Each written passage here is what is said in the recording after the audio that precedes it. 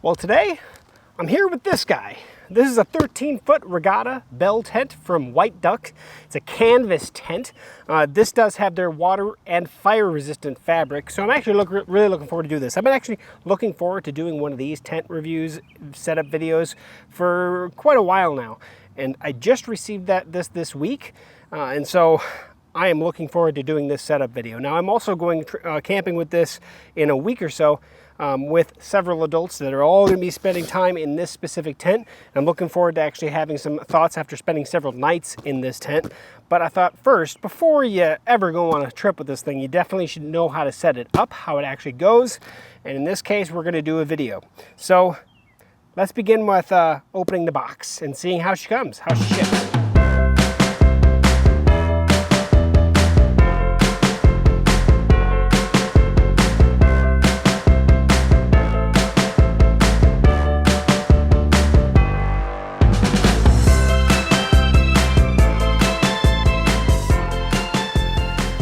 Okay, so this is how she shipped. Now I will say this is not a light tent. As it's boxed right here, according to UPS at least, it's 71 pounds shipping weight. So yeah, whenever you open a box, especially a tent box or anything that's fabric based, you want to be really careful using a knife around it. So I usually just do the ends and then snip it and pull. So anywhere I need to clip, it's fine. So like where they have these tape pieces here, looks like they have some cardboard in here to protect it. So yeah, so they do have a thin layer of cardboard to protect the fabric. So there is that at least. New knife I'm trying out as well. Nice Gerber knife. Okay. Looks like everything's already packaged in its nice canvas bag. Let's get this thing out of the box. A couple packets of silica gel in here just so you're aware. Just be mindful of that. Okay, so we actually have our carry straps, which I'm actually assuming you could actually probably use kind of almost as a backpack strap as well. So yeah, to carry it in. Otherwise, also two adjustable straps to cinch it up. And then the nice zipper. And there we go. We are greeted with setup instructions. Looks like a card with QR codes to visit them on the web, on Google, Amazon, or info@whiteduck.outdoors. Let's see. We're proud that we come as a brand. So just information card. All right. So set that over here. I'll look at that in a minute. I'm assuming these are the stakes and such. We'll open that guy in a second. This has got to be the pole. Nice White Duck. I like the nice canvas bags this stuff's coming in. And then of course we actually have the tent itself wrapped in plastic. So here's something else to show. The bag that it comes with actually does have a water resistant or waterproof bottom to it. Nice heavy duty, so you're not going to wear through that, because obviously that's going to get a lot of wear and tear just being on the ground. So, all right. Before we open up the tent, let's take a peek at the what I'm assuming is the stake bag. And that's exactly what it is. So it looks like they have heavy duty rebar stakes. And then over here, peg stakes, eyelet hole stakes, and look at that, they even give you a hammer. So this is one of those things that I was looking at actually getting along with this, was purchasing a hammer, a nice stake hammer. This is a rubber mallet hammer, so but it does have some good weight to it, so there is that. I'm going to keep that with this for now. I'm just going to set that over there. Let's look at the pole. I do like it comes in its own bag as well. That stake bag is actually quite nice. All right. There's the big pole. There's the small pole. Set that guy over there. Okay, so the smaller diameter pole looks like it has a protective cap over. I'm going to leave that on for now. but it does have a chain that actually holds it together. Oh, it is a little bit of tension in it. So there's that popped together. Same thing with the bigger pole, also a chain that actually has it, so it pops together and is also shock corded. So there's our 2 poles. Then we got the tent material itself. So this one I'm gonna back up the camera, I guess. Okay, so I have the tent here. Let's take it out of its bag. Okay, so there are a couple straps on this guy as well. I'm just gonna release those. If this was a campsite, I would walk around any sticks, stuff like that. I do have a couple sticks around here that I probably should get out of the way. That's the problem with having all these trees.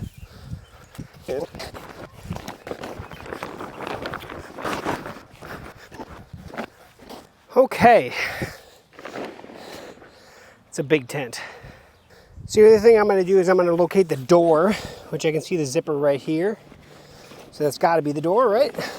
I'm going to rotate that so it's pointing towards the camera, I guess. But obviously, whatever you were doing at your campsite, just set the tent up where you want it, because the next step is staking this guy out. Okay, now I'm going to grab the stake bag. Okay, so now we're going to take these rebar stakes, which there are quite a few, and we're going to go around. Now, on the outside of the tent, there are these canvas eyelets with these shock cord attached to it. We're going to put a stake in each of those. If you need to pound it in with a mallet, feel free to do that. We've had rain recently, so I'm expecting not to have to do that. I'm not going to pound it all the way down either. If I was staying at a campsite, I'd probably get these down so you're not going to trip over them, but this is just a video. Now also, you're going to want to do this in a pattern. You're not going to want to start on one side and go all the way around. You'll get oblonged real quick and easy. So you kind of want to do what's called a star pattern. So, you know, you're doing a star essentially. So I got this side. I'm going to go over there, then over there, then over there, and just kind of go around and work my way through. So I'm going to speed this process up.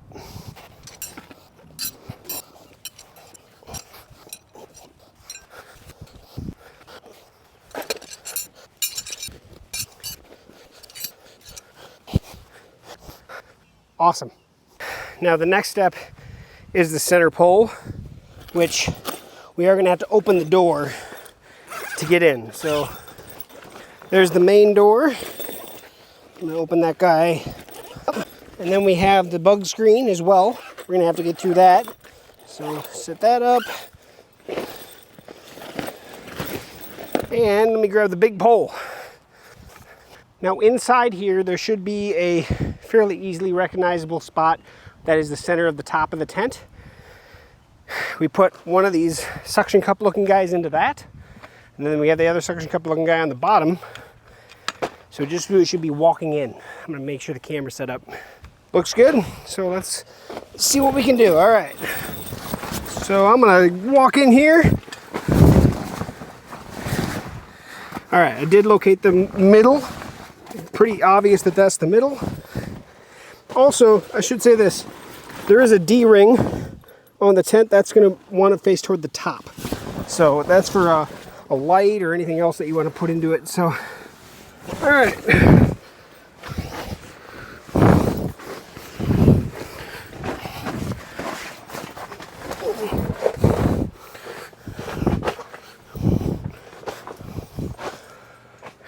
And this is me guessing where the center of the bottom is.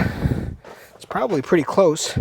There's a seam that goes one direction at least, so at least I'm pretty close on that. So that's the center pole. Now we got the door pole to worry about. Okay, I backed it up just a little bit so you can see the height of this tent. So I made mention about this protective cap and I left it in place. It is actually designed to go back on this. So once you put this, you can see the rod that's sticking out of this pole, the door pole, it'll actually go through the cotton fabric and be exposed to the outside. Then you put this rubber cap back on top and it seals it. So don't lose this guy, otherwise you'll be making one. But that's a perfect thing to say is when you take the tent down, make sure when you take this out and you pull this stake out, or this pole, make sure you put this back on for storage. So put that in my pocket for a second.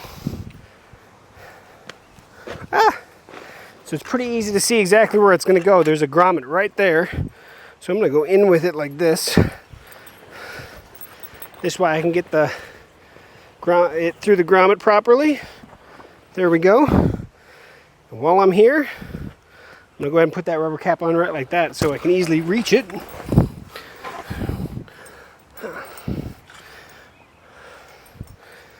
So there we go. Now it's all about staking this guy out properly. Okay. And now I'm going to grab a stake, stake this guy into place. It looks like they do have a nice tensioner already built into it. I'll show you that here in a minute. But first, let me get this guy up like that.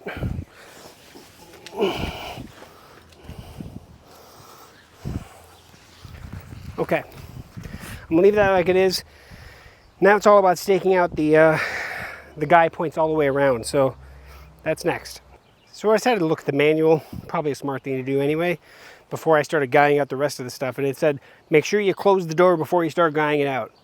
That actually makes sense. So I'm gonna close both, actually, the interior and exterior doors.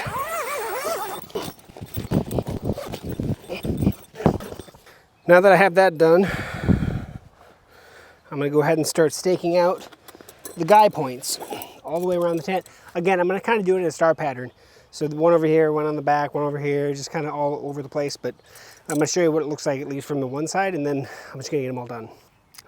Dude, like I said, I wanted to show you this up close. So this is how it came already pre-attached to the tent. So this, you can see I have it all wound up. It kind of comes like this. You have to undo this bottom one. And once you undo that bottom one, you can actually pull it out. It'll just pull out. And then this, once you get this nice and straight, you can see how this one actually uses friction to hold. And so you can adjust it. So you don't have to worry about getting it super tight. You can always adjust it later. I would make sure that it's tight enough where you have to have at least some adjustment on this. You don't want this all the way there, because then if you're too tight, you can't loosen it. So I'm going to start going around to do. So I'm going to do one back here quick.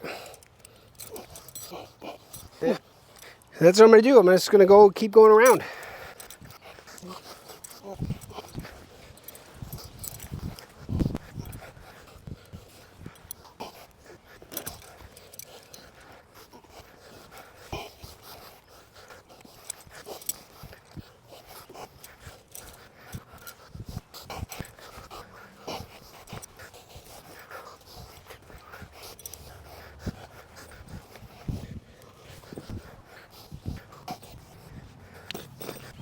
Now I'm going to remove this one by the door, because the last thing you really want is tripping on a stake at the door. But now I want to see what the interior looks like. And it looks like they do have a loop here. I'm going to go ahead and roll this back. Yep. Nice loops for the door. Holy cow, it's kind of echoey right now. Right here. All right. Time to show you what it looks like. Now I'm hoping that this comes through okay, and maybe it even sounds echoey on this. You can tell that the pole's not perfectly straight, but you can always lift it. There's always at least some tension in here. This is a massive tent. Now they call this a 6-person tent. It's 6-person comfortably. Oh, I could get 8-10 people in here. It's a big tent. The center point is like 8 feet, however many inches tall. I can't actually touch it even almost on my tippy toes. It's big. Now it is warm outside and I'm sweating and I apologize. But let's take a peek here. Looks like we have some nice windows here to let air movement here. We have another, so 3 total windows in addition to the door. And then there is a spot for a stove, should I ever decide to add a stove to this guy for winter camping or cold weather camping. This is pretty awesome. There are vents actually at the peak too. There's 4 of them. And I'll show you that here in a second. And it looks like there's zipper access maybe for a power cord or something through the far side. I'll show you that as well. And then some gear storage. I'm gonna bring the camera in. So there's the one window I opened, and then at each side, this is what I was talking about with the little zipper here. Yep, looks like power cord, but you can zip it shut so no bugs in anything. Storage over there on both sides. There's for the stovepipe, should we want to add that. And then at the very top is the 4 peak vents. Let's look on the outside actually. So that's something I didn't change, but you can see there's the vents all the way around here. And it looks like they've already popped up pretty good, even from the very first setup and being in storage as long as they are. That's when you want them. You want them up like that. Fantastic. Now I wanted to bring up something when I did these guidelines that I wanted to point out. You can see there's the stitching or the stitch line there. So when you pull these guidelines, and I was doing this while I did it, I just didn't mention it, but you see how straight it is. That's the straight line you want to continue with your guide line, right? Keep that line from the peak all the way down to where your stake is as one big continuous line. So if you do that right, then everything should come out good. Then you can notice that the sidewalls actually look really good now. The only spot I have a little bit of uplift is right in the front there at those 2 stake locations, but it's probably because I removed that stake, and of course there's the poles there. On top of that, I don't know, everything looks really good on this tent. It actually came together really, really well. Also, I did want to mention this on these guidelines as well. If you can see how the cable can rotate in here, so if you keep it straight like this, it'll just slide. So what happens is, if you really wanted to get, see how it'll slide? If you really wanted to get it to go, you have to get it so it's almost like 90 degrees, kind of like that, and then she'll lock in real good, and you can just slide that right in here, and it'll do it. So there you go. All in all, how hard this is to set up, it's actually not that difficult. You don't have to be super tall to put it on. There's no 2-piece tent, right? There's no rain fly on top of the tent. The canvas itself is water resistant. Now you can order this water resistant or water resistant and fire resistant. That's what this one is. This fabric has the fire resistance fabric on it. Now, if I was to make a recommendation, if you're looking to order one of these tents, I would always recommend probably getting the fire retardant one, the one that actually has that fire resistance. Essentially what that means is that if a hot ember was to spike off a nearby campfire or something, fly over and land on your tent, it's not going to start your tent on fire. Now, that's not going to say that it's not going to maybe burn a hole in it or something, but it's just not going to ignite because it is fire resistant. But it's not fireproof, right? There's not a whole lot of fabrics that truly are. So that's something to say. And you can order this in any of the colors with either the water resistance or the water resistance plus fire resistance. In this case, I got both. These tents go together really easy. The only thing that I would say, I wouldn't say is hard, but something that I wanted to bring up is the fact that they give you just enough guy lines and stakes as you need to set the tent up properly. I did remove the one stake in the center of the door. I don't think I'll ever keep that stake in there. Definitely use it when you're setting it up, just so you can get as circular as a tent as possible. But I wouldn't keep it there because it's just inviting disaster for people to step on it. Now, of course, this guy line that's in the center of the door, it may become a little bit of a nuisance, but it's not that big of a deal at all. And in all reality, everything's already attached from the factory, so it's set up really quick and easy. Of course, there's a lot of guy points and a lot of stake points, but it doesn't take that long, and most people will be able to do it just fine. Setting up as one person, 2 people, however many people, will just make it go faster, but one person setup on this tent, not hard at all. And that's always great, especially with how big of a tent this is. Now, this tent is a 13-foot. They offer different sizes. They have a smaller and larger sizes. The 13-foot is one of those that it's rated at 6 people, but like you saw in the interior, 6 people comfortably. Like, there is plenty of room. 6 people is because if you sleep feet toward the center of the tent and then head away, your feet may be kind of close together, not super close, but close together. But your head, you're going to be plenty of probably an arm length away from the next person. So that's pretty awesome. Way more than enough room. And if you needed to, you could squeeze more people in this if you absolutely needed to. So that's the setup of the tent. Well, with the setup comes a teardown. So that's next. So you can think of teardown as the opposite of installation, right, or setting it up. We're going to go in the exact opposite order. I'm going to remove all of the guy lines. I'm not going to do it in any specific order. I'm just going to go around, remove all the guy lines except for this main one right here, the primary one that's keeping the front door open. And then we'll go from there. So this will all be sped up.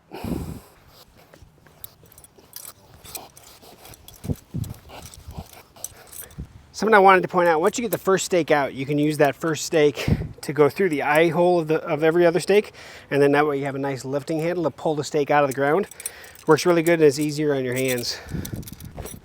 I am going to go ahead and close this door real quick just because I probably should have closed it before. No, I'm still going to have to get in there to get the poles out. What am I doing? Main one, and that way I can hold on to it while I get this pole out. Now remember, I have this rubber cap on it.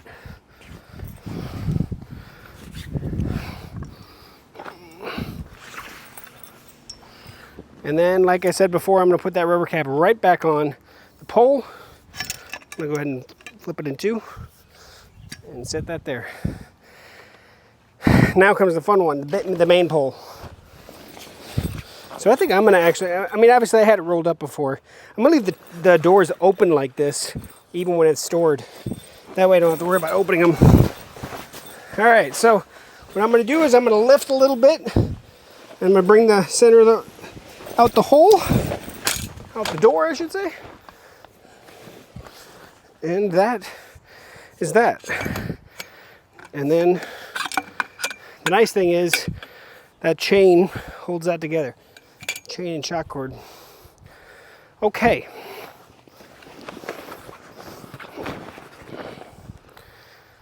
Now, these guy lines, I'm just going to go ahead and throw them on the tent.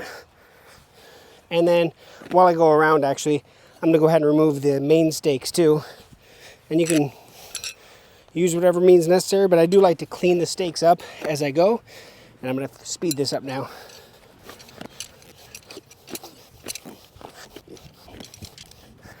Now, the one bad thing about these rebar tent stakes is because of those ridges, they pull a lot of dirt out. Also because of those ridges, they don't like to come out of the ground nearly as easy probably, but that is something to say that these will be a little dirtier than most. But they are solid.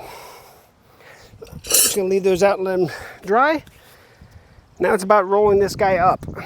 Now, I'll be honest, there's probably not a real right way to do this. Gonna kind of go with it door towards the outside. I do like the heavy bottom of this tent, the built-in tarp. That's pretty nice. I'm gonna grab the tent bag. That way I get an idea of the size I need it to be. All right, there's those straps that I took off before, and they are not attached to the tent. One thing I will say is, it's not as like airproof as some of the other tents I own. So rolling it up, I'm not getting these gigantic pockets of air.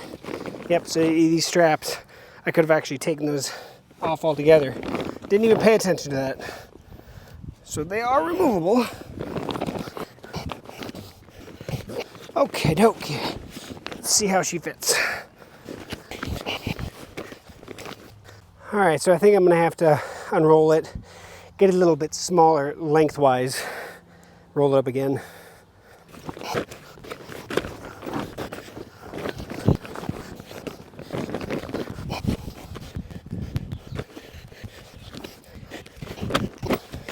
That's a better fit.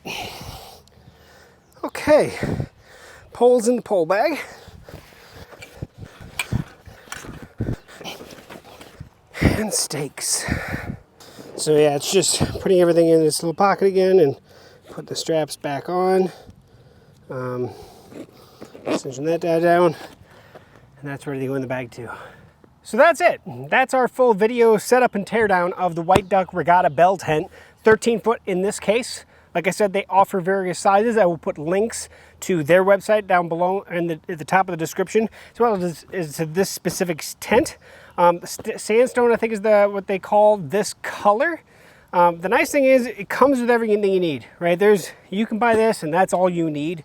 Like I said, this is the fire resistant and weather resistant model. All of them are weather resistant, so they still breathe. That's the nice thing about it. That's the part that between weather resistant and weatherproof is the tent still breathes. So unless you get a super downpour, you should stay dry in this.